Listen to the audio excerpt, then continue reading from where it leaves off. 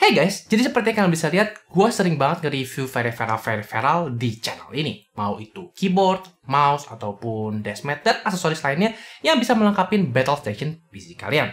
Tapi gue tertarik sama keyboard full size karena menurut gue, kita mulai melihat barang-barang ini jarang di pasaran. Dan gue tertarik sama barang yang satu ini, Thermaltake Level 20. Karena spesialnya, switch-nya menggunakan switch dari Razer. Apakah keyboard full size masih pantas untuk menjadi keyboard di battle station kalian? Atau ini barang yang sudah harusnya ditinggal di masa yang lalu? Tonton terus videonya untuk tahu jawabannya.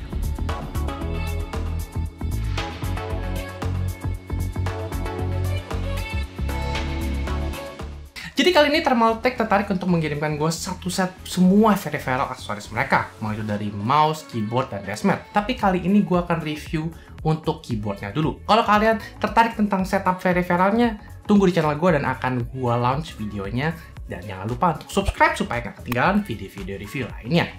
Nah, kenapa gue tertarik sama keyboard level 20? Karena keyboard seperti ini sudah jarang kita bisa lihat di pasaran. Mulai dari sekitar zaman Corsair K60 adalah tren di mana keyboard full size 108 keys dengan tombol-tombol ekstra seperti media keys atau mungkin fungsi-fungsi lainnya menjadi suatu yang tren atau populer.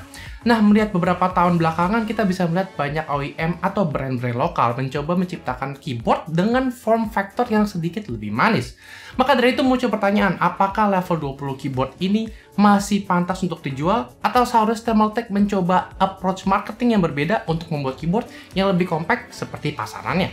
Karena secara esensi level 20 keyboard ini tidak memiliki banyak faktor yang salah. Mungkin ada beberapa yang bisa dikritik untuk bisa mengimprove quality-nya, tapi kita lihat dari build quality level 20. Level 20 memiliki keyboard body yang sangat solid, dan juga ini bukan keyboard yang didesain kalau kalian memiliki meja yang cukup sempit.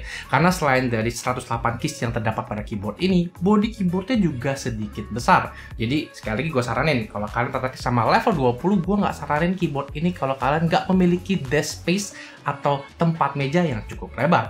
Karena keyboard ini didesain bukan dengan compact size in mind, tapi tujuannya adalah untuk menciptakan kenyamanan ergonomic profile kalau kalian menggunakan keyboard layout yang paling standar. Nah, maka dari itu sebenarnya itu muncul sebuah pertanyaan. Sebenarnya kalau orang bikin keyboard yang compact, sebenarnya itu menjadi selera untuk semua orang nggak sih? Karena gue rasa pasti masih ada beberapa orang di luar sana yang masih sangat suka dengan full size. Nah, keyboard level 20 ini sudah dilengkapi dengan angle fit. Jadi kalau misalkan kalian pengen ngetik tapi nggak suka dengan posisi flatnya, kalian bisa naikin sedikit dan kalian bisa mengetik kalau misalkan kalian mau cari angle yang lebih ergonomis. Nah, kabel dari level 20 ini sebenarnya cukup tebal dan masih braided, yang sebenarnya gue kurang suka karena kalau kalian nggak melakukan kabel management dengan baik, ini bisa melakukan kinking dan membuat kabelnya menjadi hancur pada waktu yang cukup lama. Gue sarankan kalau misalkan Thermaltake mau tetap membuat keyboard, untuk revisi-revisi selanjutnya kalian harus bisa mengganti kabel braided ini dengan kabel yang sedikit lebih elastis.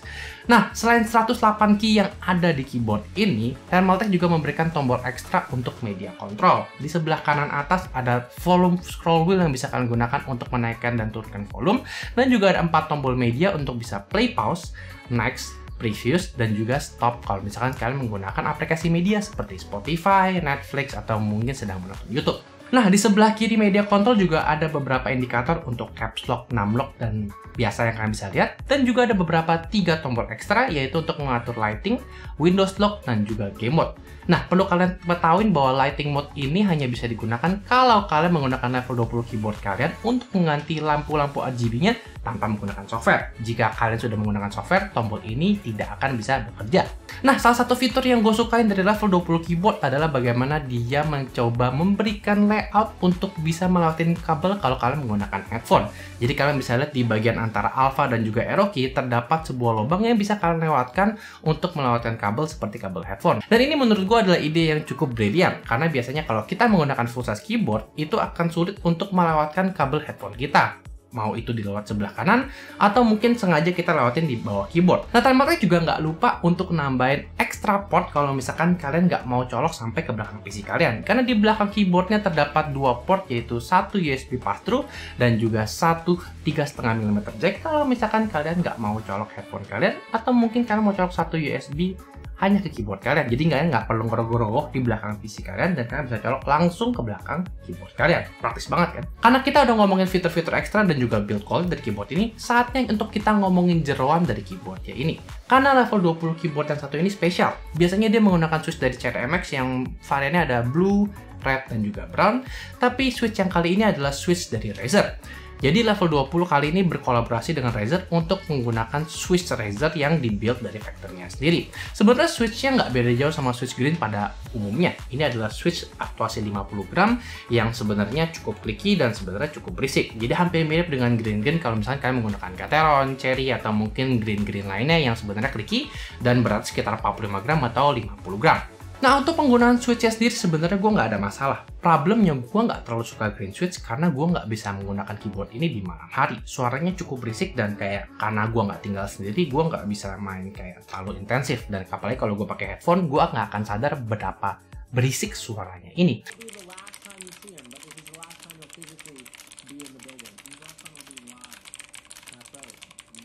Dan menurut gue suara ini agak sedikit cempreng karena dikombinasikan dengan keycap yang sebenarnya cukup tipis dan mereka menggunakan sistem ABS yang bisa menggunakan pass-through. Tapi masalahnya keyboard OEM seperti ini, dan ini juga terjadi dengan Corsair, Thermaltake memberikan switch keycap yang sebenarnya kualitasnya nggak gitu bagus. Gue berharap kalau memang Thermaltake mau membuat sebuah keyboard yang robust, apalagi bodinya level 20 udah oke. Salah satu kelemahan mereka adalah tidak menciptakan keycap yang cukup bagus, yang menurut gue harus diperhatikan.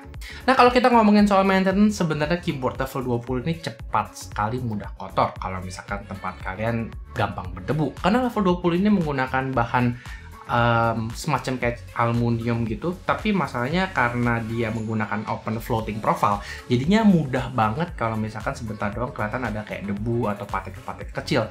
Sebenarnya nggak terlalu susah sih kalau misalkan kalian punya keycap cooler untuk bisa melakukan pembersihan, cuman karena model bahan besinya yang menjadi plat utama itu mudah banget kelihatan warna hitamnya untuk bisa kayak berdebu. Jadi kalau kalian nggak rajin bersihin keyboard ini, sebentar aja bakal kelihatan kayak jorok sih. Nah, menurut gua selain keycap level 20 juga memiliki satu kekurangan yang menurut gua jauh lebih fatal, yaitu adalah utilisasi software kalau misalkan kalian mau menggunakan keyboard ini, dan apalagi kalian mau meng-sync warnanya dengan peripheral Thermaltake kalian yang lainnya.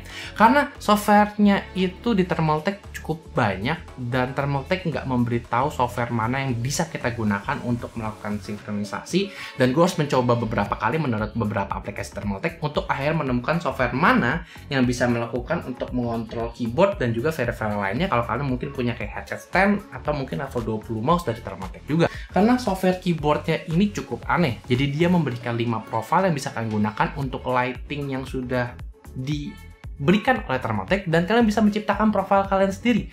Masalahnya jika kalian bergantung pada software dari Windows kalian lalu kalian melakukan restart, keyboard kalian lampunya nggak nyala lagi. Artinya apapun profile yang kalian save, ketika komputer kalian mati, kalian harus ulang semua dari awal, kecuali kalian menggunakan profile yang sudah diberikan oleh Thermaltake. Dia bisa nyimpen, which is itu aneh. Maksudnya, terus apa gunanya customisasi gua kalau gua udah simpen di software? Sejujurnya ketika gua menggunakan level 20 keyboard, gua tidak punya masalah. Apalagi karena gua sudah lama tidak menggunakan full size keyboard, khususnya yang mempunyai media control, itu sangat nyaman sekali kalau gua sedang mengkonsumsi media. Karena artinya gua bisa merogoh ke ujung kanan dan gua tidak perlu mengingat-ingat function layer apa yang bisa digunakan untuk bisa pause atau next, dan gua bahkan bisa scroll volume dan langsung mute tanpa harus ada masalah. Tapi problemnya adalah build keycapnya yang kurang bagus dan support softwarenya yang menurut gue kurang matang, membuat keyboard ini sulit untuk bertanding di kompetisi, apalagi mengingat harganya yang sudah berkisar sekitaran 2 jutaan. Jadi gue rasa Thermaltake kalau kalian ingin mempertahankan level 20 keyboard atau seri apapun ke depannya yang akan kalian bikin, kalian harus mencoba menaikkan kualitas dan apalagi memberikan support software yang lebih bagus. Dan jangan bikin pusing user kalian dengan list semua software kalian di sana, karena itu akan membuat user bingung install yang mana, dan gua rasa itu harus menjadi sebuah catatan. Jadi segitu kiranya review gua untuk Thermaltake level 20 keyboard satu ini. Kalau kalian pernah sama produk Thermaltake lainnya, jangan kemana-mana karena gua akan review semua di channel ini, dan kalian bisa komen di bawah kalau kalian mungkin kepengen gua review barang yang bukan dari Thermaltake atau mungkin benda-benda menarik lainnya yang harus gua bahas. Nama gue Jonathan, stay safe, Sampai jumpa di video selanjutnya.